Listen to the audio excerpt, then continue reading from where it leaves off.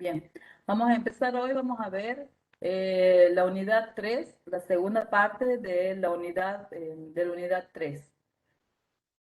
Voy a compartir aquí una presentación, que la presentación, no sé si han visto, hoy les he puesto música, todo.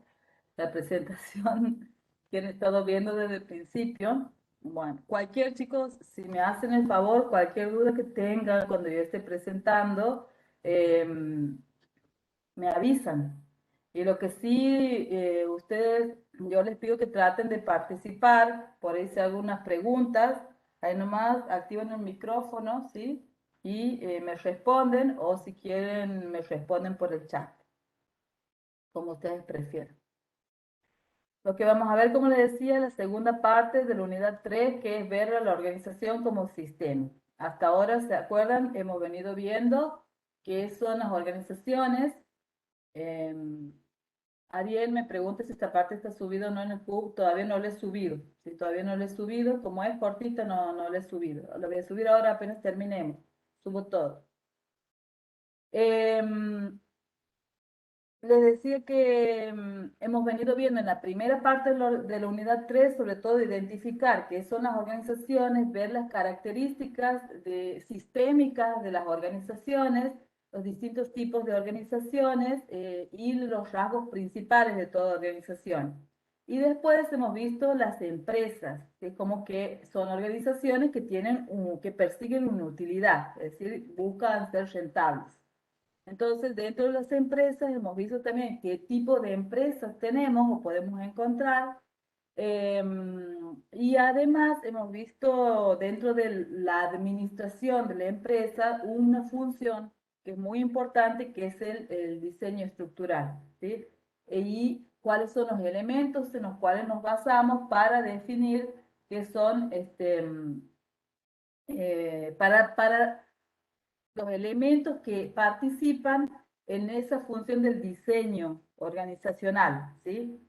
No es diseño estructural, diseño organizacional, perdón, me he equivocado en el término, donde veíamos dentro de esos elementos que son muy importantes, bueno, qué capacidad tengo yo para controlar a los empleados, cómo, digamos, qué tipo de funcionalidad o qué tipo de separación, cómo va a ser la división de tareas. Bueno, todos esos elementos hemos visto durante la clase pasada. Y hoy vamos a ver otra parte de la administración, que son muy importantes. O sea, cuando nosotros, ustedes que el día de mañana van a ser administradores de empresas, o que van a estar vinculados con la administración de una empresa, sea desde el punto de vista de la ingeniería, sea desde el punto de vista de sistemas, pero nosotros los preparamos para que tengan ese cargo, lleguen a obtener ese cargo gerencial.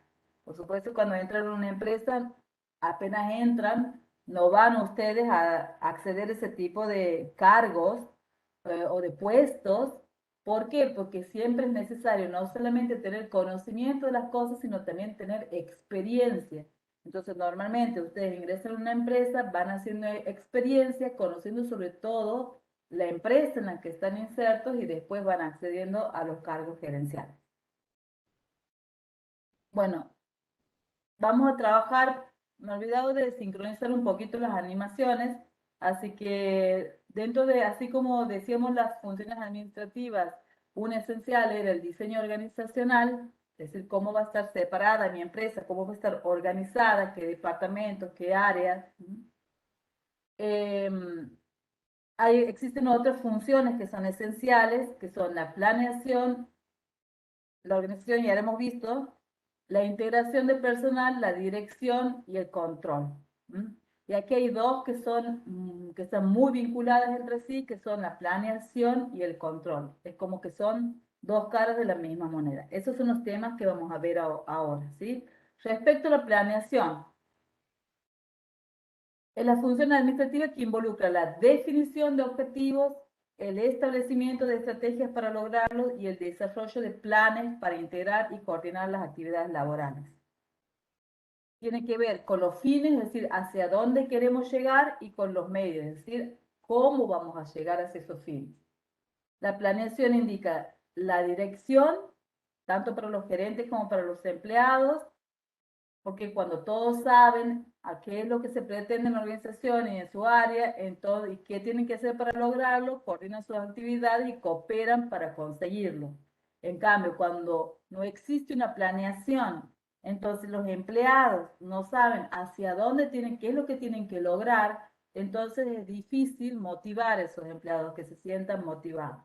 Por ejemplo, si yo estoy en la heladería y sé que tengo que producir 1000 tachos de helado por día, bueno, yo voy a trabajar para lograr eso.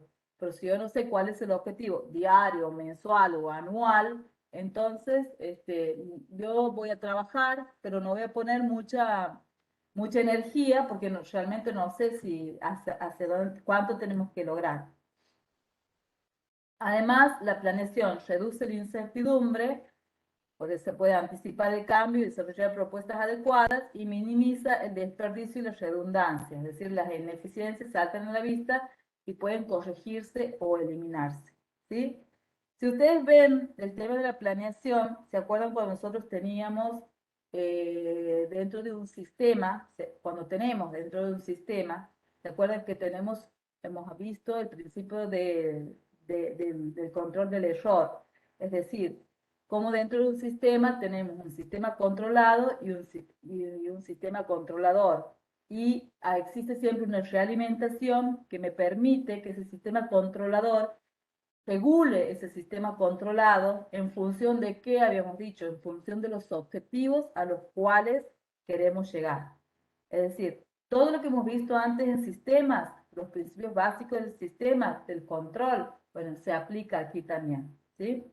Entonces, esa planeación, en definitiva, de la empresa tenemos que saber hacia dónde queremos llegar y también tenemos que saber cómo vamos a llegar, que son los planes, ¿sí?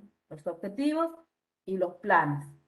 Después hay una realimentación, que se realiza un control y en base a eso voy a modificar o regular el comportamiento de mi empresa para poder lograr esos objetivos. ¿Sí? Ya enseguida vamos a ver que existen distintos planes. Esto lo he sacado de Kunz también, que es otro de los libros que manejamos en la asignatura. La planeación y el control, lo que decía, son dos caras de la misma moneda. Sin planeación, después no puedo controlar, porque no puedo saber si he logrado o no los objetivos. Y si yo controlo y después no, si yo controlo y después no modifico el actuar de la empresa, tampoco es muy útil, ¿no es cierto?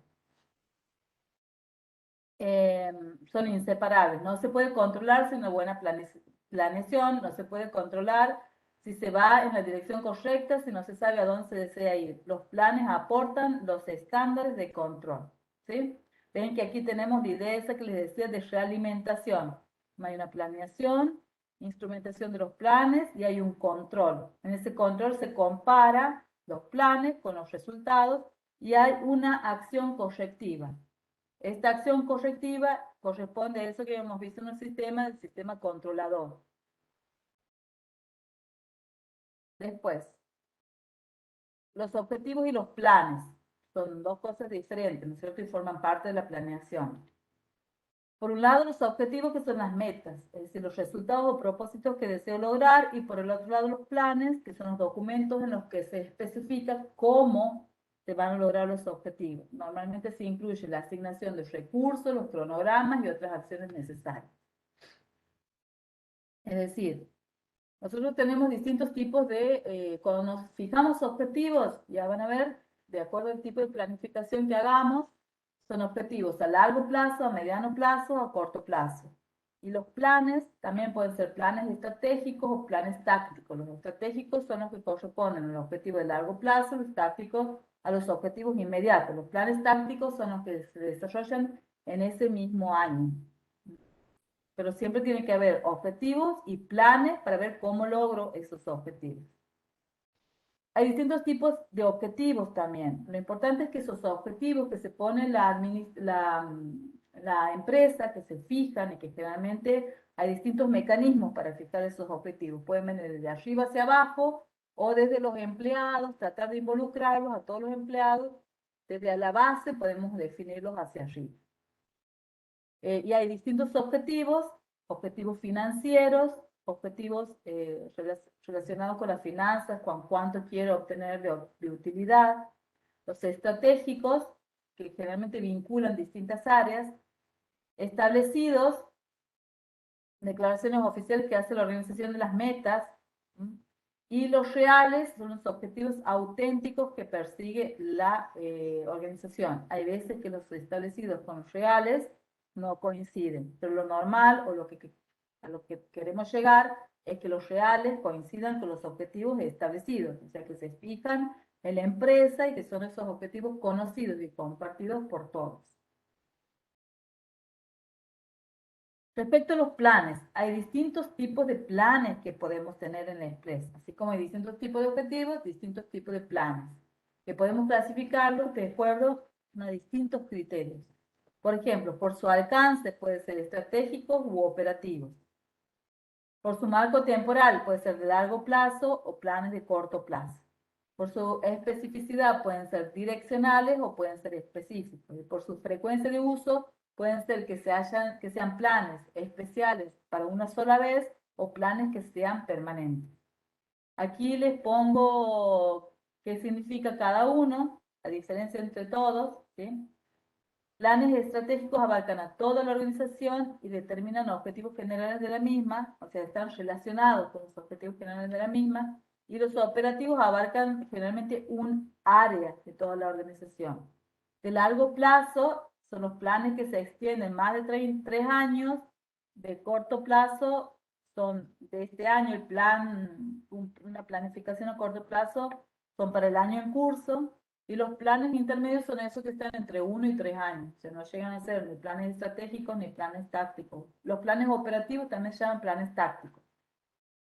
Después hay planes específicos que están definidos con toda claridad y planes direccionables que son planes que son flexibles y que establecen lineamientos generales de la empresa. O sea, lineamientos que se van a seguir en general, pero no especifican bien qué actividades se tienen que realizar. Los planes de un solo uso, les decía, son esos de única vez y por alguna ocasión especial. Por ejemplo, puede ser que muchas empresas en este momento, a raíz de la pandemia, tengan un plan que se use solamente por este periodo y después seguirán con los planes permanentes, los planes que normalmente se quiere abarcar. Por ejemplo, si un shopping que pueda tener como objetivo normalmente poder acoger la mayor cantidad de personas y brindarles espectáculos placenteros en el lugar. Esos pueden ser los objetivos normales, permanentes de una empresa como un shopping, ¿sí? Como un centro comercial. Pero supongamos que por la pandemia, como se sabe que no se puede recibir gente, entonces que los objetivos o que tengan un plan de un solo uso que se hace durante la pandemia, que sea poder llevar la mercadería o las compras de los clientes a su casa de una manera rápida y permitirles cambio de producto, etcétera, ¿sí? Entonces, eso puede ser un plan que sea de un solo uso, es decir, un plan que únicamente se va a llevar a cabo durante la pandemia. Es necesario resaltar que estamos hablando de dos cosas, o sea, estamos hablando de la planeación, donde tenemos que definir objetivos y cómo lograr esos objetivos. Esos objetivos pueden ser, ¿no es cierto?, a largo plazo o corto plazo. Si los objetivos son a largo plazo, estamos hablando de una planificación estratégica que involucra generalmente a todas las áreas de una empresa. Si los objetivos son a corto plazo, estamos hablando de una planificación táctica. U operativo. Planes tácticos o operativos. ¿Cómo lograr esos objetivos? Generalmente son en una determinada área. Por ejemplo, si yo estoy en un área de ventas, yo me fijo que este año yo tengo que llegar a mantener una cartera de 1000 clientes y a vender al menos 10.000 productos, supongamos. Que ese sea el objetivo a corto plazo de este año de una empresa. Entonces el plan táctico va a ser, bueno, ¿qué es lo que yo voy a hacer para lograr eso? Y en ese plan táctico tiene que estar involucrado qué recursos voy a utilizar y los tiempos. Entonces, en esos planes tácticos yo puedo decir, bueno, para lograr esto, tengo que implementar un sistema, supongamos, de venta por internet, que eso lo tengo que hacer en los 3 primeros meses, y eso me va a permitir que en los otros 9 meses del año yo pueda aumentar las ventas por las ventas en e-commerce, ¿sí? O las ventas por internet. Y para eso voy a contar con tales recursos. Por ejemplo, yo no puedo decir voy a hacer un sistema, implementar un sistema si es que no tengo dinero. Entonces yo tengo que ver si tengo dinero, cuánto tengo de dinero y también si tengo los empleados que van a poder trabajar después con ese sistema. Entonces los planes tácticos puede ir, por ejemplo, bueno, no tengo empleados que conozcan eso, pero tales empleados que están en tales áreas y que no está funcionando en muchas áreas, bueno, los voy a capacitar para que después esa gente atienda tal sector. Entonces, un plan táctico involucra, por ejemplo, esa capacitación para cambiar el rol a los empleados, y sino también la contratación de nuevos empleados. Es decir, yo quiero apuntar a vender todo esto en este año, a cumplir con tales objetivos, pero en el plan táctico tiene que estar involucrado todos los recursos humanos, recursos financieros, las actividades que voy a desarrollar y la temporalidad. O sea, que en qué momento voy a hacer tal cosa. Esos son los planes tácticos. Cuando yo voy a planes estratégicos, que por ejemplo son generalmente a largo plazo, involucran casi toda la compañía, normalmente entonces son planes que van entre 3 a 5 años, ¿sí? Entonces generalmente los planes son estratégicos, es decir, son menos específicos, son menos detallados y son más poniendo líneas generales, pero por ejemplo, si yo digo, bueno, voy a poner, supongamos que estemos en un shopping, entonces en 5 años yo voy a ir cambiando, por ejemplo, voy a brindar un espacio que me permita hacer espectáculos en línea y tener una buena transmisión y eso, bueno, todo eso uno a veces no lo hace en un año, puede ser que yo lo haga en 5 años. Y algunas otras cosas más, por ejemplo, brindar a los cines, remodelarlos, sacarlos y transformarlos en un centro no sé, en algún otro centro. Bueno, son cosas que no lo voy a hacer dentro de un año, pero son planificaciones a 3 años, por ejemplo. Entonces, hacer así, a 3 años, el detalle de cada actividad es menos, perdón, cada actividad es menos detallada. Entonces, generalmente un plan estratégico que involucra distintas áreas de una empresa con lineamientos generales, después eso se suma, se compone de distintos planes tácticos. O sea, si yo tengo un plan estratégico a 5 años, bueno, pues para el primer año tendré un plan táctico operativo, para el segundo año otro plan táctico operativo, para el tercer año sí, hasta cumplir con todo el plan estratégico. Esos son los tipos de planes. Eh, Cuando yo les decía para definir los objetivos de la empresa, es un proceso que es muy importante, de una empresa o de una organización en general, ¿no? Hay dos tipos de mecanismos, les decía.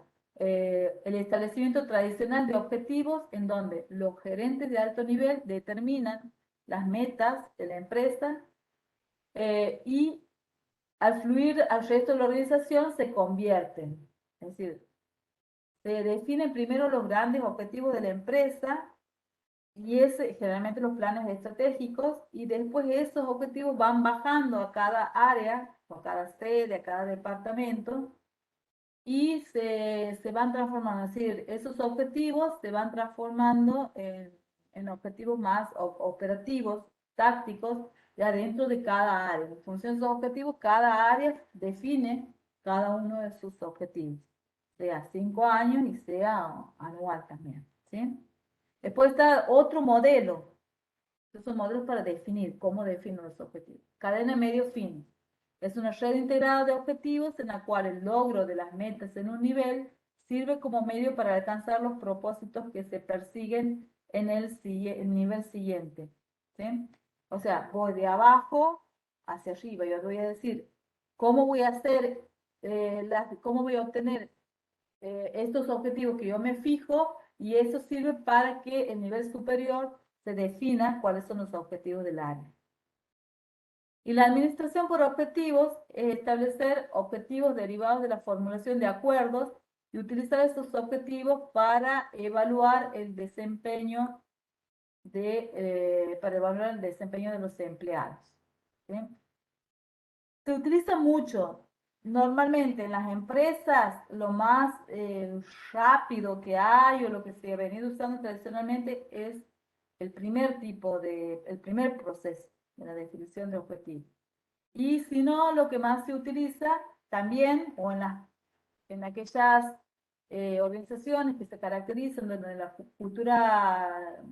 cultura organizacional es más participativa, la estructura de la empresa no es tan vertical, sino es más chata, entonces se caracteriza por la administración por objetivos. En este tipo de modelo, el empleado o los empleados tienen un rol más participativo, se sienten más parte de la empresa al sentirse que tienen un rol importante, al tener ellos derecho a decidir cuáles son sus objetivos y además porque en base a eso después se va a medir el desempeño de cada uno de los empleados, ¿no?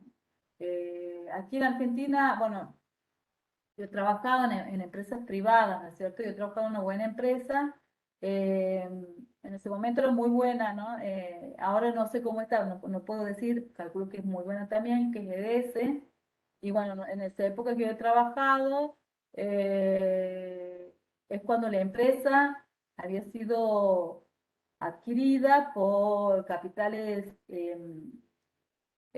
norteamericanos, ¿sí? Entonces todos los gerentes eran gerentes norteamericanos en donde tenían una visión de la empresa bastante novedosa para lo que era Argentina en ese momento, y esta definición de objetivos era algo muy importante, ¿sí? Y realmente hacíamos muchas reuniones donde se trataba esto, y normalmente sí se usaba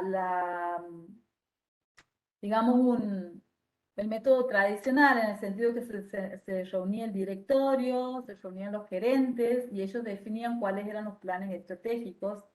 Estos planes estratégicos eran muy importantes porque estaban atados al mapa energético de todo el país, ¿sí? EDESE, la empresa distribuidora de energía, ¿no es cierto? Y lo que hacíamos nosotros, hacíamos reuniones, había reuniones entre gerentes, donde después cada gerente se embebía de todos los objetivos que se habían fijado en la empresa, y entonces después cada gerente con sus responsables de área podían definir los objetivos que iban a tener cada área, principalmente los objetivos a corto plazo en base a tal plan estratégico, cuáles iban a ser los objetivos de cada área para el siguiente año, ¿sí? Y después también en base a sus objetivos, o sea, en función de esto, los empleados, ¿cierto? Los empleados también definíamos y formábamos parte y nos embebíamos en cuáles eran los objetivos, hacíamos jornadas para ver cuál era la planificación estratégica de la empresa, de todo eso se difundía a través de los canales de la empresa, llegaba hasta los empleados y después los empleados participábamos en la definición de los objetivos anuales.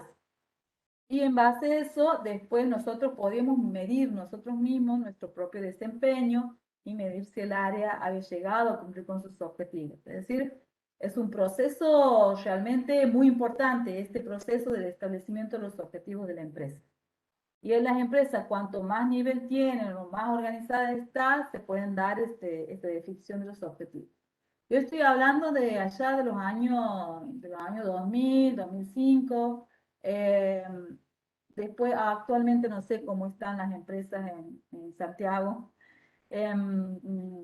No puedo hablar de ninguna en este momento, sí que estamos pendientes para que les cuenten un poco. Estamos pendientes de una entrevista con una de las gerentes de Mi Hobby, que es la empresa que ha hecho y que sigue a cargo del mantenimiento del Estadio Madre Ciudades. Es un estadio que, bueno, socialmente en este momento tiene muchas críticas desde los medios nacionales, todo porque en Santiago hay un estadio. Bueno, independientemente de esto, de este tipo de críticas, eh, el estadio en cuanto a su nivel es una buena obra, es una obra, digamos, de dimensiones importantes y muy bien hechas, en donde, por ejemplo, para los que son informáticos y también los de ingeniería industrial, por ejemplo, la persona que ha estado a cargo de la implementación de todas las comunicaciones del estadio es una docente del departamento de informática. O sea, es una colega nuestra que trabaja en la empresa que ha hecho el estadio, que es mi hobby. Ella siempre ha trabajado ahí en esa empresa, haciendo las comunicaciones, las redes, todo. Y bueno, ella es Adriana Jiménez, y ella ha estado a cargo de toda la implementación. Nos ha llevado una visita guiada al grupo de investigación hace poco y hemos podido ver en el estadio dónde están los servidores, cómo está implementada la red, por dónde corren todos los canales, digamos, los corredores de información en el estadio, dónde se hace la comunicación a través de vía satelital, la transmisión en línea. Todo eso hemos podido conocer. Por eso es que hablo que es una muy buena obra de infraestructura y muy orgullosa de que una colega haya estado al frente y que siga estando al frente de toda semejante obra, como integrante de la empresa Mi Hobby, porque ella trabaja tiempo muy poquito en la universidad y la mayoría de su tiempo en esa empresa. Es por eso que le hemos invitado a una de las gerentes de esa empresa para que tengamos una entrevista exclusiva para que ustedes puedan escucharle y conocer sobre esa empresa. Todavía siguen con mucho trabajo por las transmisiones que han tenido, por el partido de la semana pasada, etcétera, pero bueno, eso lo vamos a hacer. Sí, no sé si va a entrar como una actividad de la evaluación o como, ya vamos a ver en qué parte lo vamos a hacer entrar esa entrevista. Eso respecto a las empresas de Santiago, o sea, para que vean, todo esto que uno les está hablando, de la definición de los objetivos, de los planes, de las empresas, etcétera, no es algo muy teórico, sino que todas las empresas lo tienen en el día a día. Respecto allá, por ejemplo, en Francia, donde he estado en los últimos años, donde hay muchas empresas de software, ahí todo el nivel de que los empleados se manejan en las empresas es impresionante y ahí sí están bien estipulados cada tipo de reunión que tiene el empleado junto con, con la parte de recursos humanos, en donde hay una reunión sí o sí que se tiene que cumplir, que es la reunión en donde el mismo empleado, junto con los objetivos de la empresa, también hay reuniones para definir objetivos, para socializar cuáles son los objetivos de la empresa. Al mismo tiempo hay una reunión previa, por ejemplo, durante esta mitad de año o tirando a fin de año, cada empleado se reúne con los recursos humanos y fijan juntos cuáles son los objetivos que este empleado se va a fijar para el año siguiente. Esos objetivos de desempeño de cada empleado, por supuesto que está en línea con nuestros objetivos del área y con los objetivos estratégicos. Entonces, después, cuando termine ese año, hay una reunión para controlar a los empleados, ¿no es cierto?, para ver si han logrado o no esos objetivos. Y en base a eso se le aumenta o no el salario de cada persona, ¿sí? Entonces cada uno participa en cuáles son sus objetivos de desempeño y después cada uno participa en el control de sus objetivos. Por supuesto que lo más normal es que se logre, normalmente no hay ningún problema. Bien. Los pasos para el establecimiento de objetivos. ¿Con qué está relacionado esto? Con la misión de la organización. O sea, primero tengo que tener claro cuál es la misión de la organización. Si no conocemos cuál es la misión de esta organización, a qué se dedica, cuál es el propósito de la organización, de la organización o de la empresa, entonces no podemos nunca definir cuáles serán los objetivos de la empresa para este año, para 3 años, para 5 años. ¿Sí? Evaluar los recursos disponibles. Las metas deben ser realistas, no imposibles. Yo tengo que definir mis objetivos en función de los recursos que tengo, sea recursos de infraestructura tecnológica, recursos o de infraestructura, de espacios, recursos humanos y recursos financieros, porque muchas veces yo no tengo por ahí recursos humanos que me sobran, pero tengo dinero para contratarlos. Todo eso tengo que conocer para poder definir los objetivos de la organización. Después tengo que determinar los objetivos, sea de forma individual o con aportación de otras personas. Deben ser coherentes con la misión de la organización, con las metas de otras áreas de la misma, cuando yo estoy definiendo para mi sector. Deben ser medibles, ¿sí? Es decir, ¿qué significa que deben ser medibles? Yo no puedo definir como objetivo aumentar las ventas. No, después yo, ¿cómo sé si ha aumentado o no? O si ha aumentado en la proporción que yo quería. Yo puedo decir, como objetivo, bueno, duplicar las ventas o triplicar las ventas o mantener las ventas. Bueno, en ese caso ya no sería aumentar. Pero tiene que ser algo bien específico, de tal manera que yo pueda después controlar, es decir, que pueda medir si he cumplido o no.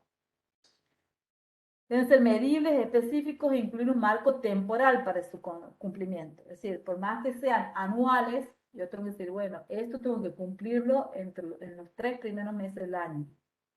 O decir, aumentar un 10% mensual de ventas. Bueno, consignar objetivos por escrito y comunicar. Es decir, ya sé que se define a nivel gerencial y después baja. O que va cambiando con la participación de los empleados, o que se define de abajo hacia arriba, o a través de un sistema de red, pero lo importante es que esos objetivos se especifiquen de manera escrita, es decir, tienen que ser explícitos, ¿sí? De esa manera, siendo explícitos, se los puede difundir, y eso es lo más importante, que se pueda socializar, que todos en la empresa conozcan cuáles son los objetivos que se tienen que cumplir. Y después revisar los resultados y corroborar si se han logrado o no los objetivos, porque si yo defino objetivos y después no los controlo, no los corroboro, no nos sirve de nada. El año que viene, cuando sea la etapa o el proceso de definir objetivos y los llamen a reunión a los empleados, así, ¿para qué vamos si esto nunca lo tienen en cuenta después? ¿Mm? O sea, es importante que después, a fin de año o a fin del plazo estipulado, se controlen los objetivos. Una vez que se ha definido estos objetivos, entonces después el gerente debe desarrollar los planes apropiados. Es decir, la definición de los objetivos normalmente involucra a todos los empleados. Sin embargo, los planes son tareas que desarrollan los gerentes o los responsables de área. Ahora, cuando hablo de planeación estratégica, la estrategia. Hay dos cosas importantes aquí que vamos a hablar, la estrategia y las políticas, y también diferenciar la estrategia con las tácticas, ¿sí? Las estrategias consisten en la determinación de la misión y los objetivos básicos a un largo plazo, seguido de la adopción de los cursos de acción y la asignación de los recursos necesarios. Cuando hablamos de estrategia, estamos hablando generalmente de largo plazo. Un plan estratégico es un plan a 5 años, a 3 o 5 años. Después también podemos también tener una planeación estratégica a 10 años más adelante, a 30 años, a 50. Por ejemplo, podemos tener, bueno, nuestra empresa, bueno, generalmente un país, dice Argentina 2030. ¿A dónde queremos llegar con la ciencia, por ejemplo, en la Argentina al año 2030? ¿Sí? Pues normalmente una empresa que nosotros tengamos, los planes estratégicos son a 5 años nomás. Y después las políticas son declaraciones o interpretaciones generales que orientan la reflexión de los gerentes a la toma de decisión. Por ejemplo, en la política puede decir, bueno, nuestra empresa se basa en la capacitación, en el mejoramiento o en la participación de los recursos humanos en las decisiones estratégicas, nuestra idea es mejorar la tecnología o mejorar permanentemente cuáles son las técnicas que usamos para realizar nuestros productos o para mejorar o las políticas, mejorar la calidad de los productos año a año. Las estrategias y políticas deben ponerse en práctica mediante planes con detalles, ¿sí? Presentes hasta llegar a lo esencial de la operación. Y esos planes de acción a través de los cuales se realizan estrategias se conocen como tácticas, ¿sí? Aquí este es un proceso, este diagrama les muestra cuál es el proceso de la planificación, de la planeación estratégica. También pueden llamar planeación o planificación estratégica, ¿no? Aquí nosotros partimos, ¿sí?, de distintos insumos. Los insumos de capital que tenemos, los insumos humanos, que serían los recursos humanos, de capital, los administrativos, tecnológicos, todo lo que nosotros tenemos, dentro de esos recursos que nosotros tenemos, entran como insumos, como entrada en ese proceso de planeación estratégica. Y además entran otros, que son los solicitantes, por ejemplo, de los empleados, qué es lo que quieren los empleados, los consumidores, los proveedores, los accionistas, etcétera. Cuando hablamos de la empleada, sobre generalmente el mercado que tenemos afuera, o sea, los gremios, ¿sí?, los sindicatos. Entonces hago un análisis de qué es de mi empresa, de lo que, en base a lo que yo produzco, cómo está en el mercado, etcétera. Entonces tengo en cuenta esa orientación ejecutiva, los valores, la misión, y también el propósito, los objetivos principales, la intención estratégica, y con eso construye un perfil empresarial. En base a ese perfil empresarial, ¿qué hago? Yo veo cuáles son o identifico las amenazas y oportunidades externas, ¿sí? Y las debilidades y fortalezas internas. Yo hago un análisis de todo esto y en función de todo esto yo desarrollo estrategias alternativas. O sea, aquí en esta etapa es donde yo tengo en cuenta los objetivos que tenemos, ¿cierto? Y aquí ya hago un análisis que le llamamos el análisis FODA. ¿Mm?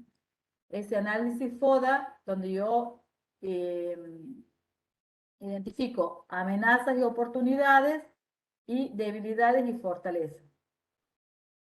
Fortalezas, estas son internas y estas son externas del ambiente. Sabemos que todo sistema está en relación permanente con su ambiente. Cuando digo análisis FODA, viene de fortaleza, que es algo positivo, interna, oportunidades del medio, las debilidades internas, algo negativo, y otra cosa negativa, las amenazas del medio. Por eso es fortalezas, oportunidades, debilidades y amenazas. El análisis FODA. Creo que tienen un ejercicio de esto dentro de la práctica. Entonces, en base a esto, yo lo que hago, una vez que identifico esto, ahí recién estoy en condiciones de construir y realizar una evaluación y una decisión estratégica de qué es lo que voy a hacer en los años siguientes, y después hago la instrumentación, es decir, hago una planeación a mediano y a corto plazo, y también puedo hacer una reingeniería de la estructura organizacional, integración con el personal, teniendo en cuenta esa planeación que hago a mediano y a corto plazo.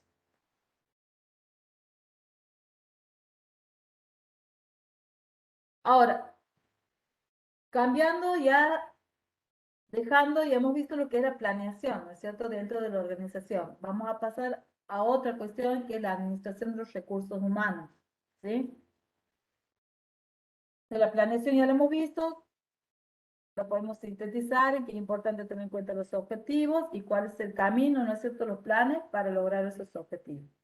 Hace eso se hace referencia a la planeación de la empresa, y que es importante un control. Y en base a ese control se produce siempre una realimentación.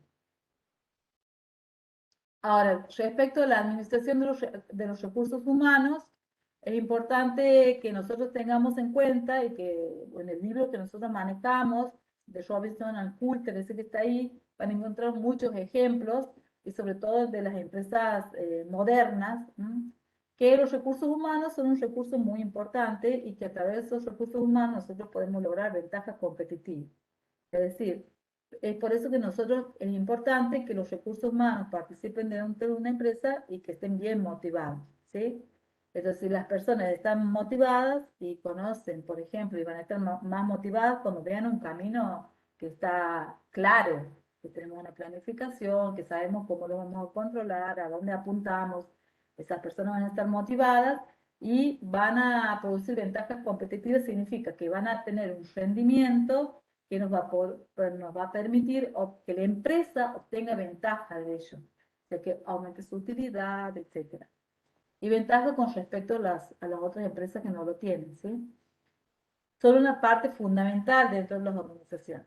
Ahora, los gerentes deben tratar a sus empleados como socios, eso tiene un impacto significativo en su desempeño. ¿No? Aparte, entonces, de esa motivación, o para aumentar la motivación, tratarlos como socios. Eso se ve porque en las empresas modernas, bueno, yo misma, ahí en EDS, calculo que todo eso sigue porque era un convenio que por más que hayan cambiado de capitales, que antes eran capitales extranjeros, ahora está administrada por capitales provinciales de la misma provincia. Esas cosas no cambian porque todo, por ejemplo, nosotros teníamos no éramos socios, pero teníamos una participación en las ganancias de la empresa. Lo que gana la empresa, la utilidad, un mínimo porcentaje entra a ser distribuido entre los empleados de la empresa.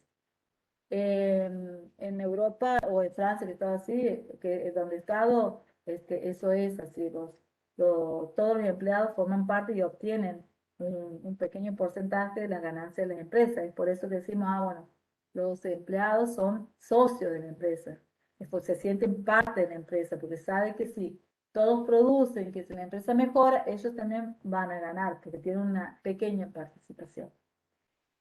Después se deben implementar prácticas laborales de alto rendimiento, es decir, equipos autoadministrados, equipos en donde nadie tiene que estar diciéndole esto tiene que hacer, sino que solo se administran a sí mismos sabiendo cuál es el objetivo de la empresa y cuáles son los objetivos del sector en el año y más cuando tenemos un plan táctico u operativo que nos indica qué es lo que tengo que hacer en cada etapa del año.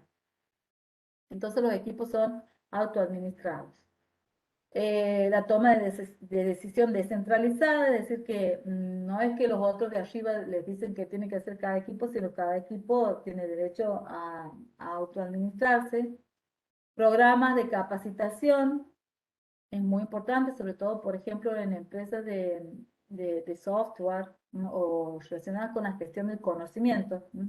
Cuando hablamos de gestión del conocimiento, tiene que ver mucho con esa gestión de los recursos humanos, porque el conocimiento en las empresas, por más que esté explícito a veces en ciertos manuales impresos, normalmente hay mucho conocimiento implícito que está dentro del cerebro de cada persona, que cada persona sabe cómo hacer cada cosa.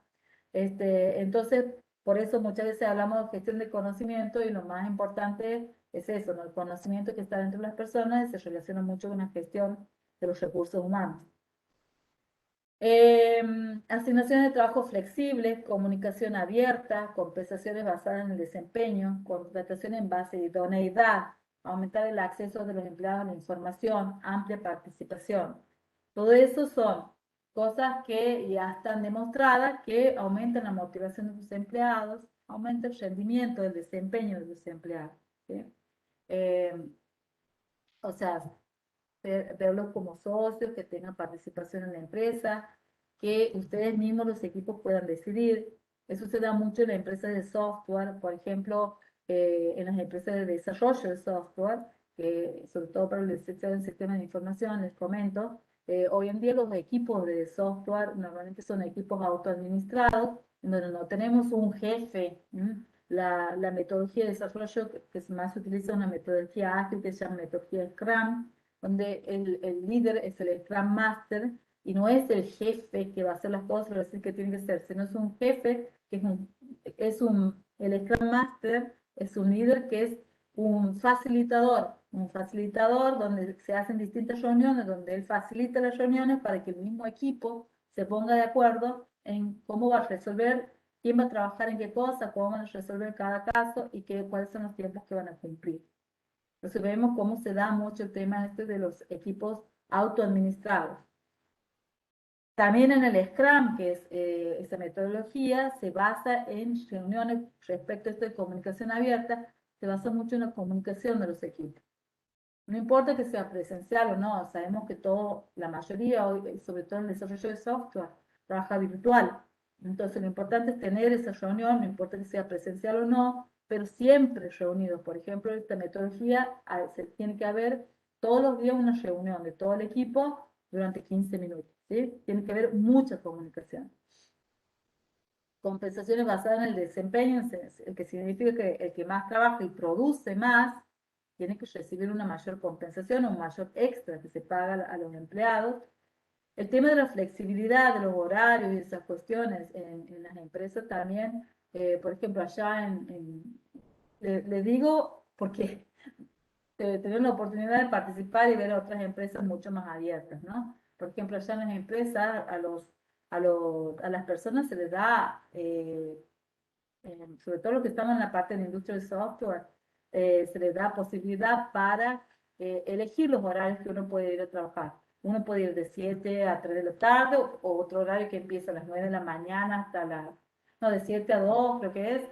El otro empieza a las 9 de la mañana y el otro empieza a las 11 y el otro empieza un poco después, ¿sí? O sea, uno puede optar el turno y puede cambiar todos los días del turno. O sea, uno va en el horario que se puede, pero si vas en tal horario, tienes que tienes que quedar hasta más tarde, pero uno lo puede elegir. Y además, también no hace falta estar fichando a qué hora entra, a qué hora sale. Uno va, pasa la tarjeta una sola vez por día y listo. Porque se supone que la gente va a cumplir con lo que tiene que hacer por día.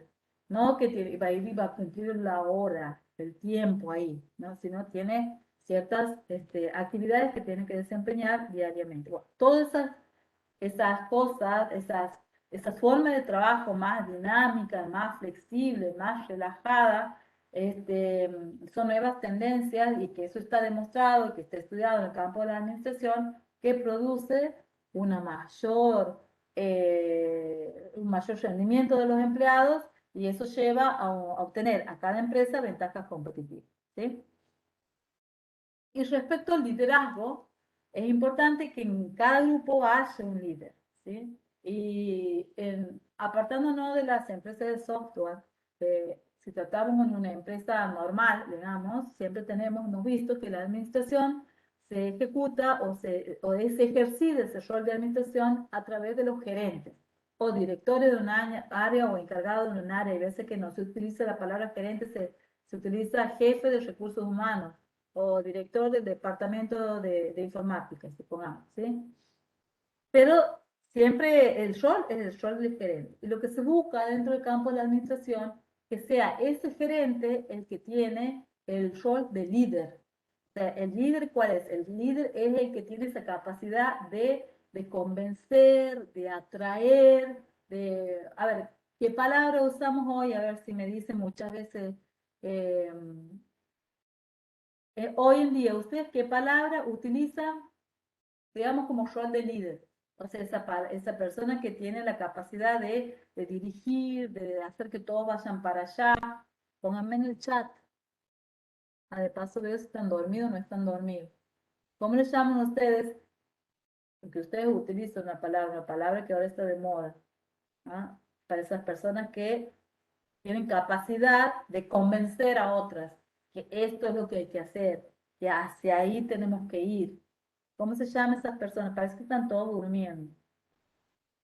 ¿No saben? Exacto, exacto, los influencers. No, no, no, chamullero, no, no, no. Que son esas palabras, no, yo no conozco. No, manipulador, no, nada que ver, nada que ver. No es manipulador, los influencers. Los influencers son esas personas que, porque tengan, sí, manipulador es una palabra mala, ¿sí? Manipulador es la persona que tiene la intención de hacer cambiar de opiniones, pero normalmente sin convencerla, no con buenas ideas, sino que hacerles creer una cosa y hacerles. Por ejemplo, yo le voy a decir quién creo que es un manipulador hoy en día y no un influencer. Elon Musk. Bueno, debería estar grabado a ver si Elon me identifica y me hace bla. Elon Musk. ¿Por qué? Porque yo participo en la, por ahí, no puedo ver todo el chat, porque hay muchos que, ustedes no sé si han visto el tema de las criptomonedas, No sé si algunos compran criptomonedas, ya sé que ustedes no tienen mucha plata, pero bueno, a ver, vamos a ver qué están poniendo en el chat, porque me estoy perdiendo, ¿eh? Eh, sí hay uno, ¿ve? Luciano Bonardi. Sí, el más chanta. No, no. Bien, los youtubers. Sí, no, yo no tengo en sí el tema de, vamos a cortar y vamos a hablar de esto de liderazgo, influencer, sí. Yo no tengo, no es que a mí me interese el tema de las criptomonedas, pero a mí sí me interesa, sí me ha interesado y me he metido con 2 pesos, ¿no? Así, poquitito para ver cómo se trabaja, cómo es, qué significa. ¿Por qué? Porque está relacionado con el campo nuestro, de los informáticos, de la informática. Bueno, y entonces sé cómo se maneja, en qué consiste, y es más, ya les digo que lo que venimos preparando con Pablo para ustedes, que yo les he dicho, vamos a reemplazar el taller, va a ser un trabajo sobre las criptomonedas, ¿sí? Ustedes van a tener que trabajar en eso y ustedes después me van a contar a mí de qué se trata. O sea, obvio que yo lo sé. Pero para que ustedes vean cómo eso es un sistema nuevo, es todo un sistema donde hay distintos actores, distintos participantes, y donde ustedes han visto por qué la cripto ha ido bajando, han ido bajando en los últimos tiempos, es principalmente porque tienen un riesgo cuando no está bien generada consume mucha energía y hay veces que si la energía no está generada de una manera limpia, o sea, no hay generadores limpios de energía, entonces no está bien visto. ¿Por qué? Porque afectan la contaminación, todo eso que nosotros hemos visto en el video, ¿se acuerdan? Donde hemos visto lo del enfoque sistémico, cómo la deforestación afecta y el tema de la contaminación, que también hemos hablado el otro día en el evento este que hemos participado el viernes. Gracias por participar. Ya sé que estaba enganchado en una evaluación, pero de todos modos, gracias por participar. Me olvidó decirle a los que no participaban que podían entrar y ver. Los que no hacían la evaluación podían haber participado también. Bueno, entonces ven cómo es un tema complejo el tema de las criptomonedas. Entonces ya les he anticipado que la última actividad de la materia va a estar relacionada con eso. Va a ser, creo que, no sé si solamente con eso o van a tener 2 opciones de trabajar con las criptomonedas y con lo que ha pasado en la pandemia. Son 2 cosas, son 2 realidades. Lo que quiero es que ustedes estudien realidades. ¿Qué es lo que está pasando ahora? Y traten de aplicar todas estas ideas que vemos del sistema a fenómenos que son actuales. ¿Sí? Eh, yo no sé nada de criptomonedas, Geraldine, bueno, vas a aprender. Porque esa es la otra cuestión. Sobre la pandemia no hace falta que aprendan porque han estado insertos. Iban a aprender a relacionar y vincular muchas cosas, pero mejor ahora la veían así nomás. Pero el tema de las criptomonedas van a aprender, no para que se metan ahí a comprar criptomonedas, porque aparte necesitan plata y todo eso. Nada que ver. Aparte no van a tener que crearse cuentas ni nada, no es que van a tener que operar. Van a tener que comprender de qué se trata. Y es importante que aprendan porque si bien yo misma no conozco ciertas cuestiones de financiera, de cuál es el sustento que tienen las cripto y todas esas cosas financieramente, yo tampoco no termino de entender porque mi profesión no es esa, pero el punto de vista tecnológico, eso es lo que quiero que aprendan y eso es lo que quiero que sepan de qué se trata. ¿Y cuál es la diferencia entre los sistemas actuales? ¿Mm? Eso es importante que aprendan. Eh, Sí, cuánto cuesta empezar argentino y todo eso, sí, no se preocupen por los montos y las cantidades, sino cómo funciona el sistema. Em, Respecto a eso, yo había saltado este tema de cripto por el tema de Elon Musk, que yo le digo, para mí es un manipulador. ¿Por qué? Porque él se basa en las redes sociales, utiliza las redes sociales y esa capacidad de influir en las personas. ¿Mm? veces que un influencer puede transformarse en un manipulador, porque él dice, mi empresa Tesla va a empezar a operar con Bitcoin. Dice eso y el Bitcoin aumenta. Y después él como si no supiera, dice, no, como si no supiera, dice, no, produce el Bitcoin y él gana fortunas porque él ha comprado Bitcoin, entonces él tuitea algo, se eleva y él gana un montón porque dice algo positivo y bueno, y sube. Y después, como si él no supiera, dice, no, pero esto afecta al planeta, después que ya sacó sus ganancias, ¿no? Ya saca sus ganancias, pone ese tweet y el Bitcoin cae, ¿sí? Y después vuelve a poner, no, tal cosa, vuelve a poner, y vuelve a subir. Y él está manipulando todo para su propio enriquecimiento. No, por eso. Hay veces que los influencers pueden ser también manipuladores y pueden coincidir. Como presión arterial con los parciales. Ay, no. Bueno, ¿qué tal? ¿Qué? A ver, ¿un parcial qué es? Un parcial es un diálogo con el profesor, en donde el profesor les enseña un montón de cosas y ustedes que tienen que demostrar que han aprendido. Y además tienen que, es una práctica también, porque en la materia nosotros tenemos, ¿no es cierto?, competencias, así como definimos objetivos, nosotros definimos objetivos también en la materia. ¿M?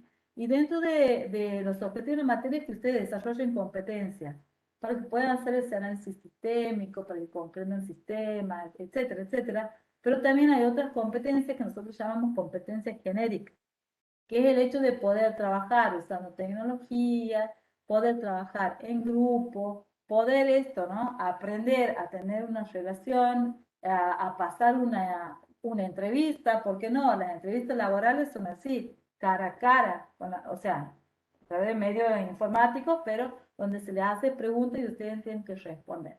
Y ustedes tienen que aprender eso, a pasar, a sobrellevar a que una entrevista o una reunión o uno de estos exámenes, veanlo como una entrevista, que es algo sencillo, que no se tiene que poner nervioso. Eso, una cosa es decir, no me tengo que poner nervioso y otra cosa es aprender y pasarlo, tener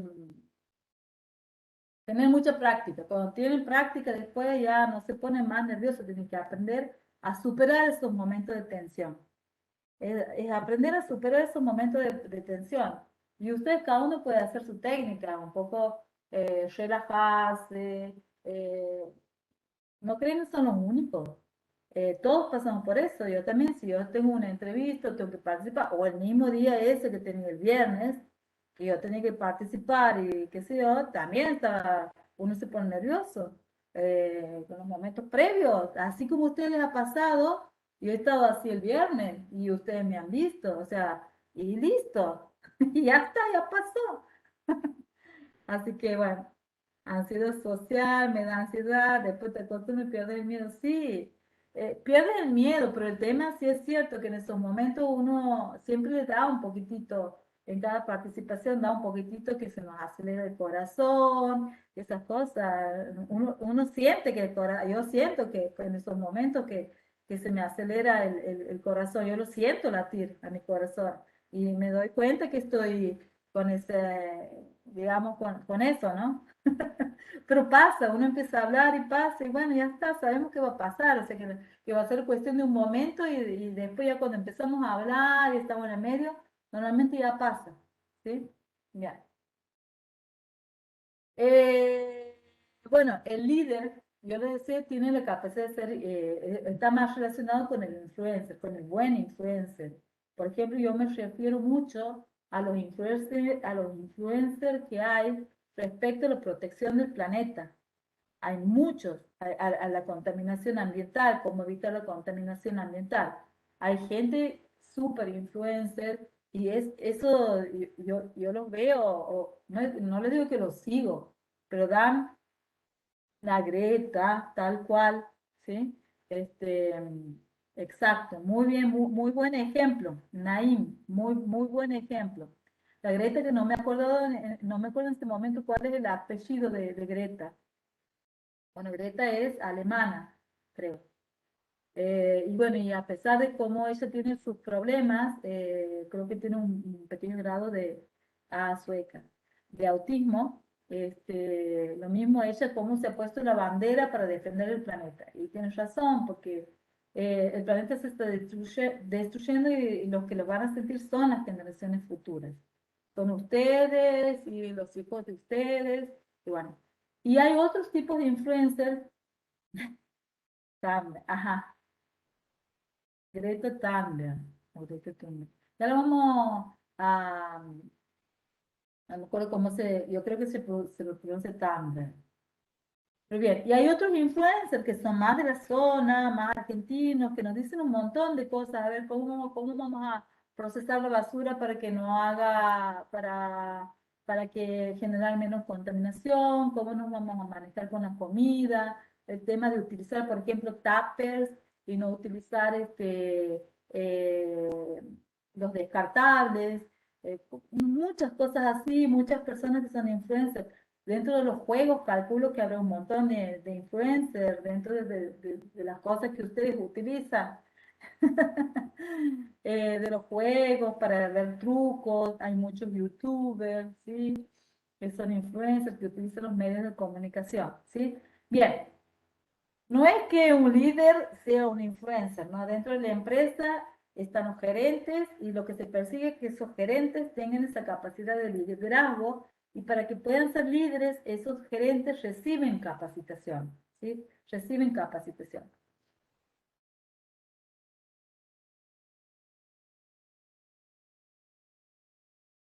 ¿Cuál Santi? Santi Maratea. Hizo una colecta. ¿Quién es Santi Maratea? Ah, bien. Ah, perfecto, perfecto. Qué lindo. Bueno, me alegro mucho. Me alegro mucho que ustedes tengan buenos influencers, que sigan, o sea, que sigan a buenas personas. Está bien. Claro, yo en realidad eso de los youtubers y eso, en realidad no lo sigo. Yo lo único que sigo, bueno, no, algunos de contaminación, de cuidado del medio ambiente, sí, ¿m? Que me parecen importantes. Después, otros que en realidad no son influencers, tienen canales y que yo los sigo. ¿Ustedes no siguen el canal de teoría de sistemas? ¿Ah? Ahí tienen que estar, ¿eh? Ahí tienen que estar. No, pero hay unos buenos canales que tienen, bueno, ustedes siguen en TikTok y todas esas redes, sí, sí.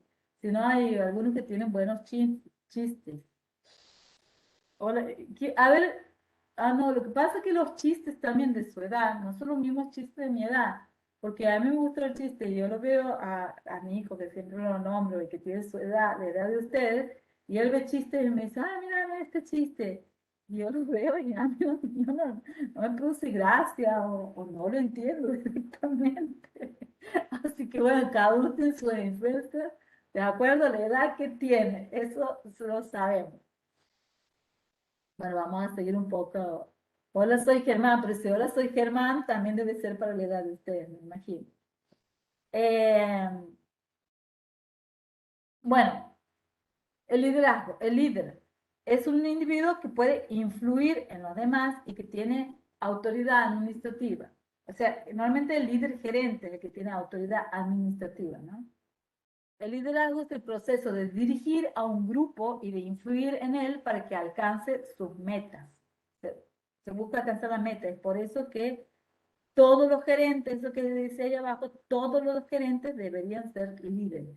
Pasa que hay veces que eso no se da. Que uno tiene autoridad administrativa, pero sin embargo no es líder.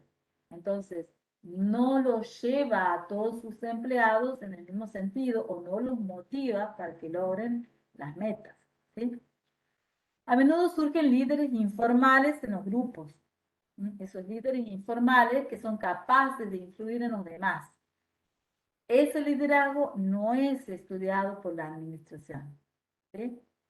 Eso se puede dar en muchas empresas, que haya un gerente que no sea el líder, pero sin embargo hay otro que los mueve a todos y esos son líderes informales que digamos no forma parte de, que si bien son importantes desde el punto de vista de la cultura organizacional, etcétera, es importante tenerlos en cuenta. Por ejemplo, hay muchos que son líderes sindicales que cuando trabajan en una empresa son líderes que mucha gente lo... Es importante tenerlos en cuenta, pero a lo que vamos, que dentro de la administración de la empresa, que nosotros queremos saber cómo hacer para organizar bien la empresa y administrarla bien, nosotros lo que tenemos que tratar de hacer coincidir que los gerentes logren ser líderes. A lo mejor no los únicos líderes ni líderes totales, pero sí líderes. Las empresas necesitan líderes efectivos y para eso es importante la capacitación y reconocer que a veces ser líder significa no dirigir. ¿Qué significa esto? ¿Qué significa no dirigir? Que sobre todo el tema de mandar, de dar las órdenes. Si yo quiero liderar, muchas veces, ¿qué es lo que vamos a hacer? No tiene que venir de mí. No es que yo tengo que dirigir si vas a hacer esto, sino que se necesita que surja de acuerdo a la cultura organizacional. Todo esto varía de acuerdo a la cultura organizacional.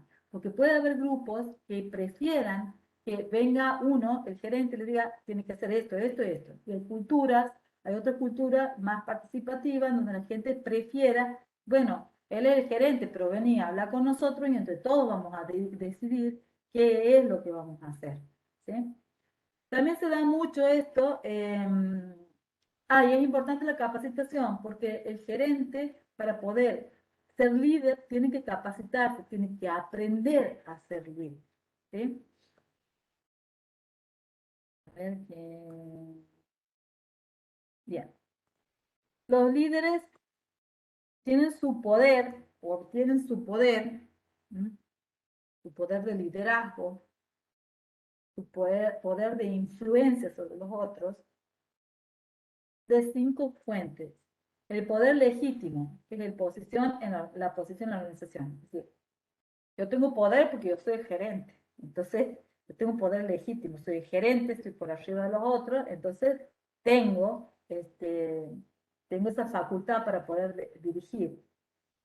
Por el poder coercitivo, es decir, tengo el poder de castigar a otros si no hacen lo que yo digo, si no hacen lo que está estipulado en la planificación. Así como hay poder coercitivo, también hay un poder de recompensa. Es decir, tengo poder para decir, bueno, vos que haces las cosas bien, bueno, vas a tener derecho a tener un día más de vacaciones o vos vas a trabajar, vas a cobrar un poco más porque haces las cosas bien. O sea, tiene poder coercitivo para castigar, para poner el castigo y poder de recompensa es al contrario, tengo poder para dar recompensa al que hace las cosas bien. Después el poder del experto.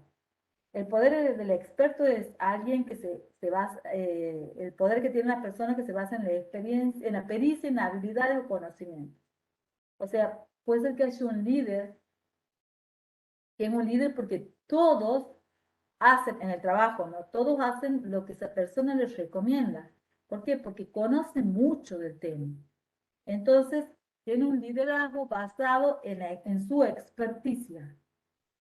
Y después está el poder referente, que es recursos o rasgos personales deseables. Por ejemplo, lo tomamos como modelo de persona. Eso significa que hay una persona que es referente, que es un modelo. Que, por ejemplo, es una persona que siempre cumple, que siempre está predispuesta, que siempre está positiva. Entonces, tienen cierto liderazgo. ¿Por qué? Porque es una referencia. Porque siempre sabe cómo resolver las cosas, por más que no tenga mucha experiencia en años, en el tema, pero siempre sabe cómo manejarse. Entonces, es una persona equilibrada, es una persona muy respetuosa, una persona que respeta mucho a los otros. Entonces, ese es un poder de referencia, porque todos quieren ser como esa persona. ¿Mm? Bueno, esas son las fuentes de donde el líder obtiene su poder para influir en nosotros. Porque es referente, o porque es experto y conoce mucho el tema, o porque tiene capacidad para castigar, o capacidad para recompensar, o porque tiene su poder legítimo, porque es gerente. Normalmente lo que se busca es que todo coincida en el gerente, ¿sí? Muchas veces se pone de gerente no el que conoce más sobre un determinado tema, sino el que tiene habilidad para, porque es un referente, porque además que sabe del tema, es una persona que cumple con los horarios, que trata bien a los demás. Entonces se trata de que todo coincida, de que esas 5 fuentes de poder, de liderazgo, coincidan en la persona que se pone como gerente, que se asigna como gerente. Bueno, y eso es todo por hoy, chicos. A ver qué hora es, 9:29. En la práctica,